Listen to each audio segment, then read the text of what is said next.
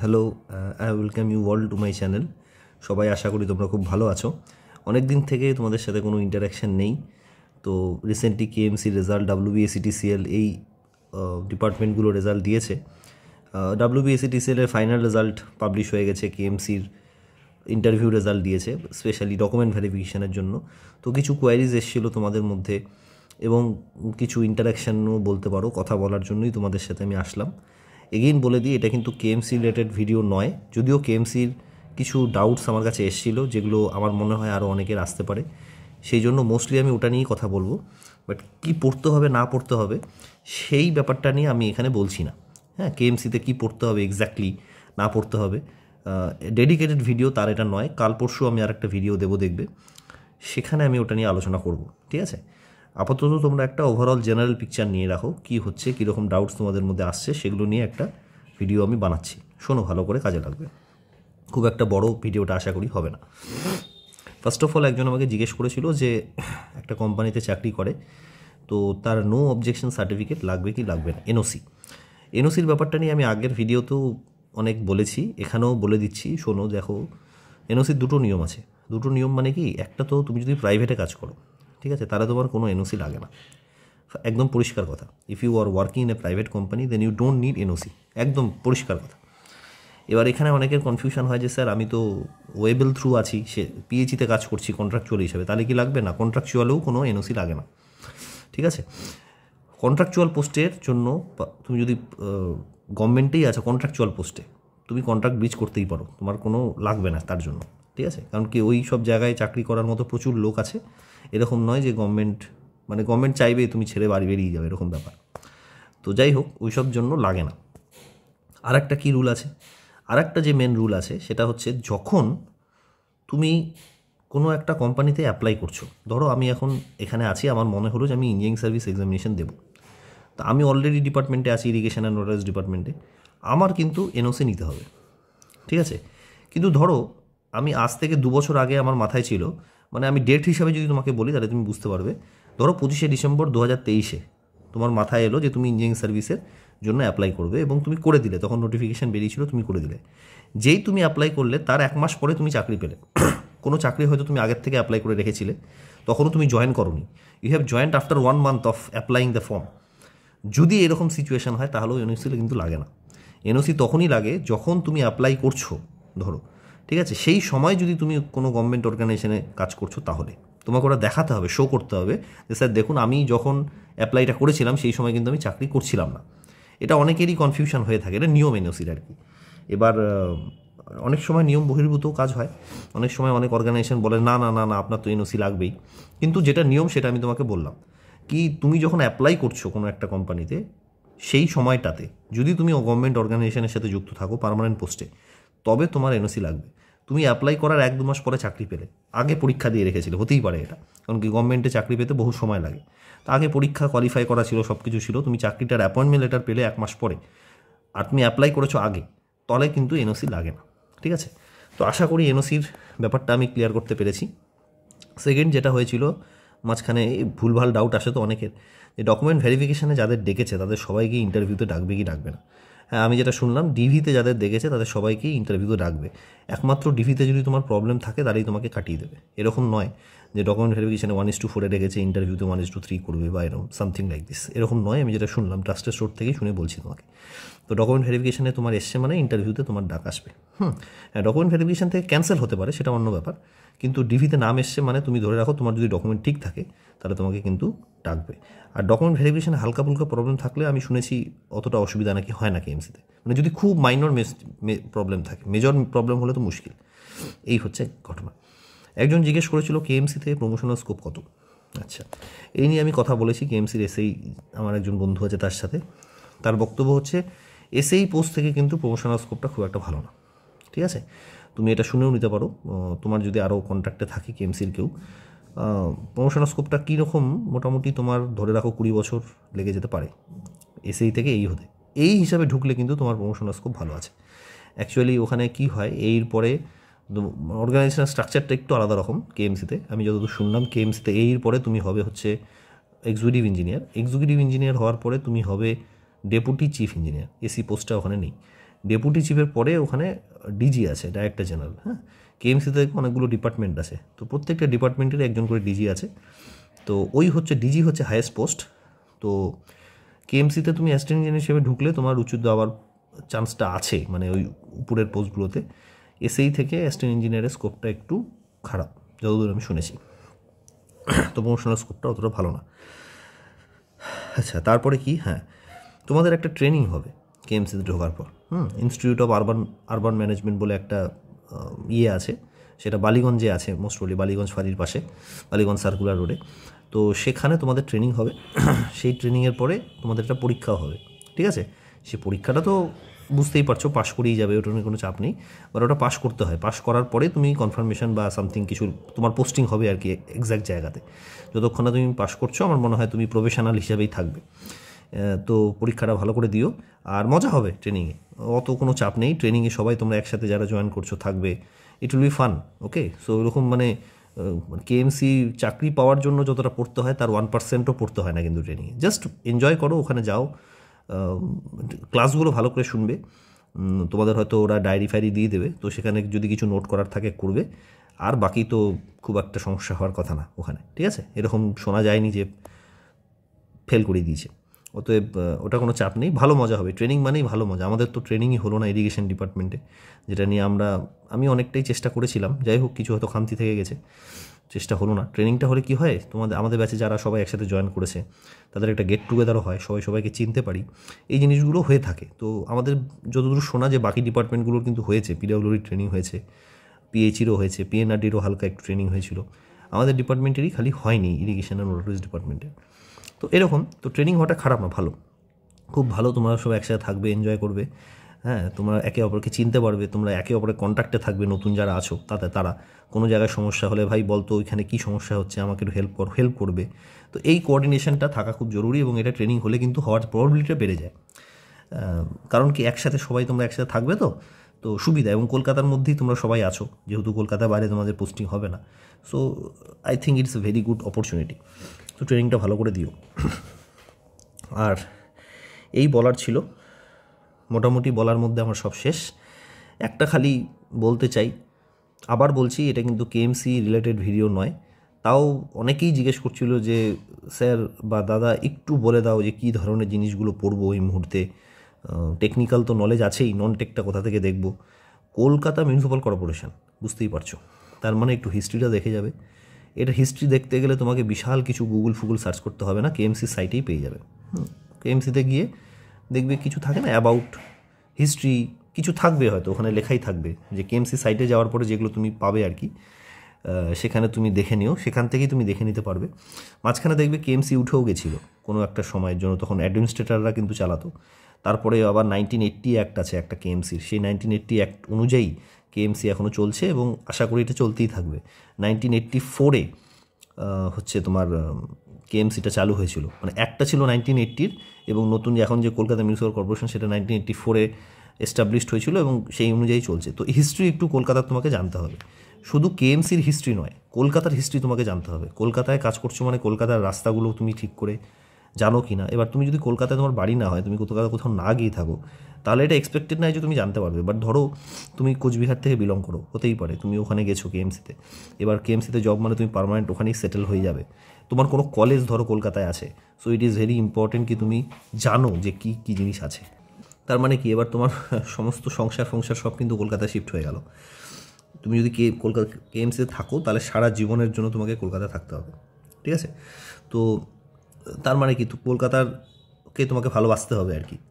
অনেকে না ভালোবাসলেও, অনেকে থাকে না নর্থ বেঙ্গলের ছেলে মেয়ে যারা কলকাতার পরিবেশটা অত পছন্দ করে না, বাট এখানে কোনো অপশান নেই, you have to love Kolkata, because you have to stay there for a long time. আর তোমার ধরো কলেজ আছে কলকাতায়, তোমার বাড়ি কলকাতায় নয়, but your college is in Kolkata, তখন কিন্তু তারা একটু তোমাকে জানতে পারে, মানে জিজ্ঞেস করতে পারে যে কলকাতার স্ট্রিটসগুলো সম্বন্ধে, কলকাতার রাস্তা সম্বন্ধে জানো কি না। ওখানে যারা ইন্টারভিউ নেবে তারা কিন্তু কলকাতার ডন এক একজন, মনে রাখবে। হয়তো কোনো বড় কলেজের প্রফেসর থাকবে, কলকাতা মিউনিসিপ্যাল কর্পোরেশনের ডিজি থাকতে পারে, যেটা বললাম ডাইরেক্টর জেনারেল, আর আরও বড় বড় পোস্টে যারা আছে, সারা জীবন কলকাতায় কাজ করেছে, অলি গলি সব জানা, ঠিক আছে? তো তুমি ধরো তুমি Meghnad Shah institute of technology থেকে পাশ করেছো, সে ফর এক্সাম্পল।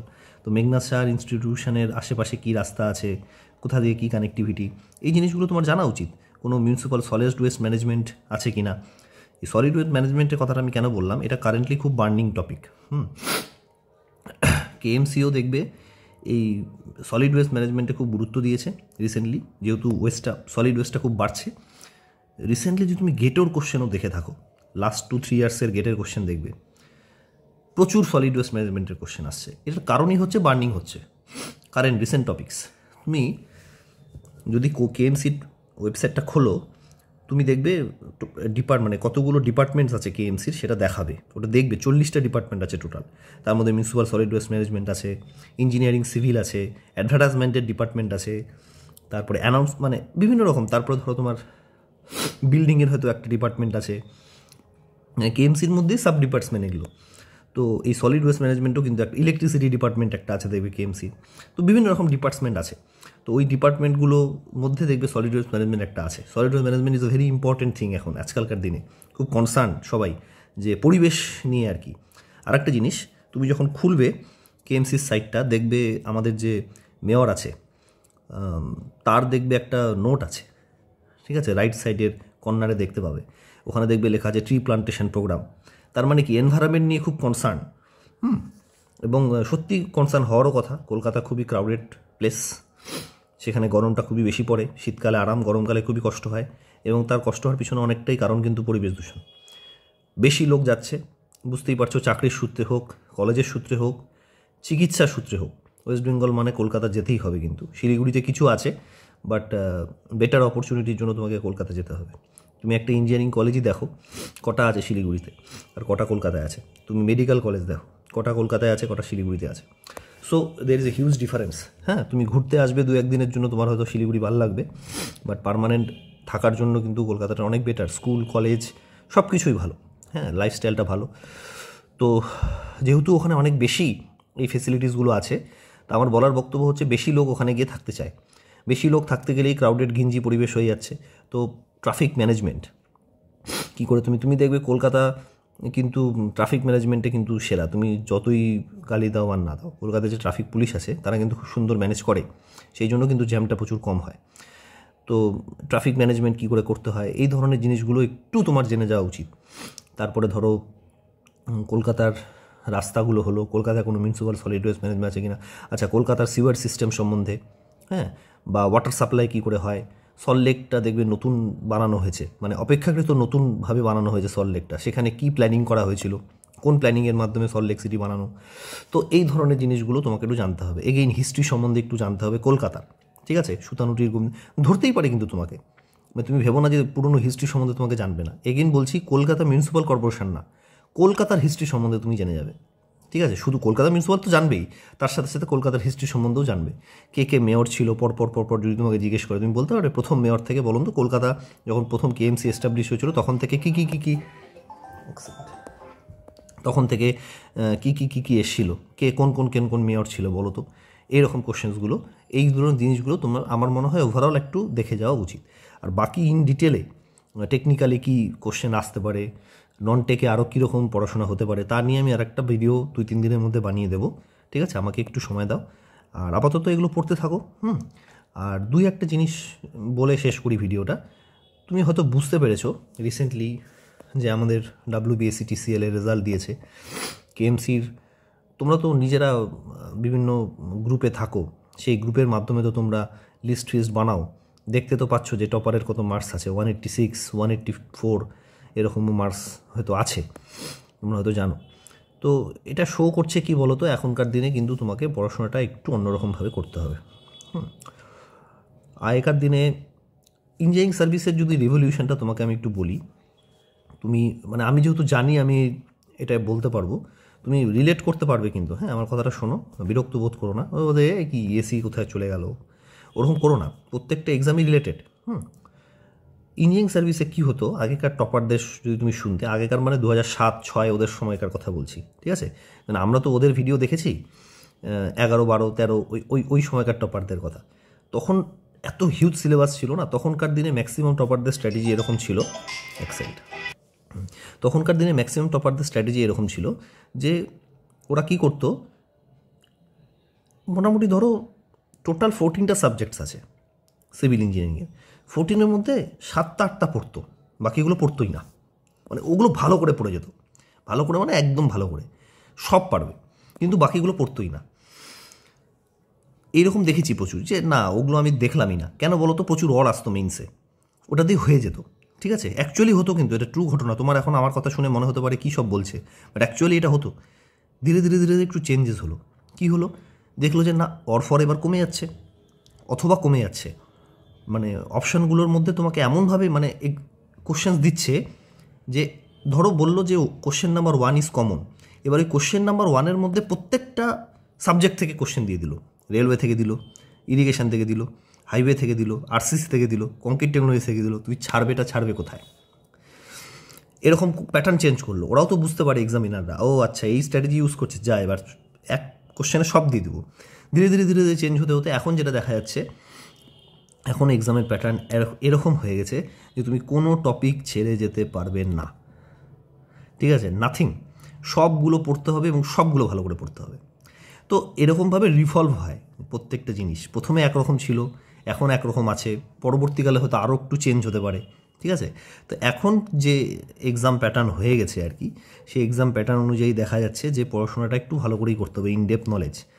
যেমন তুমি ধরো মেডিজির বুক থেকে সমস্ত কিছু পড়ার পরে থিওরি বুক থেকে পড়ার পরে তুমি কিছু এমসিকিউ প্র্যাকটিস করলে, প্রিভিয়াসের কোশ্চেন ফ্যাক্সিস হয়ে ইউ আর রেডি।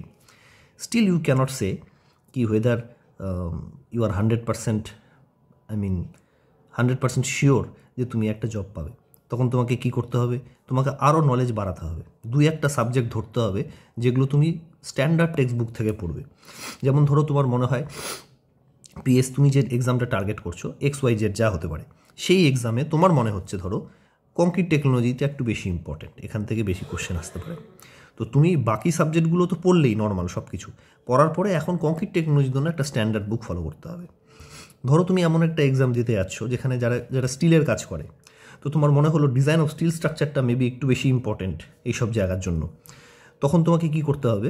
তুমি নর্মালি সব মেডিজি বা আইএস মাস্টার্সের বই থেকে সব কিছু পড়ে এমসিকিউ করে তোমাকে একটু দুগ্গালটা দেখতে হবে, এই রকম টাইপের। ঠিক আছে, আস্তে আস্তে প্যাটার্ন যেহেতু চেঞ্জ হচ্ছে, বাট এগেইন ফার্স্টে তোমাকে ওই মেডিজি থিওরি বুক বা আইএস মাস্টার্সের থিওরি বুক যাই পড়ো সেগুলো প্রথমে কমপ্লিট করতে হবে সবটা। করার পরে এমসিকিউ প্র্যাকটিস করতে হবে। করার পরে তোমার যদি মনে হয় যে you have time, then you go for the standard book. Standard book পড়লে কিন্তু তুমি অন্যদের থেকে অনেকটাই এগিয়ে যাবে। তুমি একটা কাজ করো না, তোমরা তো স্ট্যান্ডার্ড বুক পড়োনি, আমরা কলেজে প্রচুর পড়েছিলাম। তোমার একটা ফেভারিট সাবজেক্ট তুলো, ঠিক আছে, 2-3 দিন সময় লাগবে। ফেভারিট সাবজেক্ট ধরো, একটা ছোটো সাবজেক্ট ধরো হাইড্রোলজি। আমি ধরো বললাম কেন, ছোটো তো, হাইড্রোলজি জেনারেলি লোকের ফেভারিট সাবজেক্ট হয় না, বা ধরো তোমার হাইড্রোলজি ফেভারিট সাবজেক্ট, ছোটো যেহেতু টপিকটা খুব ছোটো, তুমি পড়লে, সব জায়গা থেকে পড়েছো, মানে ওই সব বই টই থেকে মেডিজি থিওরি বুক, আইএস মাস্টার সব পড়াটা হয়ে গেছে, এমসি প্র্যাকটিস করেছো। তুমি এবার সুব্রমণিয়ামের যে স্ট্যান্ডার্ড বুকটা আছে সেটা খুলে, বা আরও বই আছে স্ট্যান্ডার্ড, আমরা সুব্রমণিয়ামই পড়েছিলাম, বইটা খুলে পড়বে। তুমি 2 পেজ পড়বে, দেখবে নতুন জিনিস শিখছো। স্ট্যান্ডার্ড বুকটা এমনই জিনিস, মানে যেহেতু স্ট্যান্ডার্ড বুক হাইড্রোলজি, মানে কি ওদের মাইন্ডসেট হচ্ছে খালি হাইড্রোলজি করো। আর আইএস মাস্টার মেডিজি যারা বানায় ওদের টার্গেট হচ্ছে একটা কম্প্যাক্ট বুক বানাতে হবে যাতে এইটুকুর মধ্যে পুরো সিভিল ইঞ্জিনিয়ারিং থাকে। দুটো এক হবে না, না?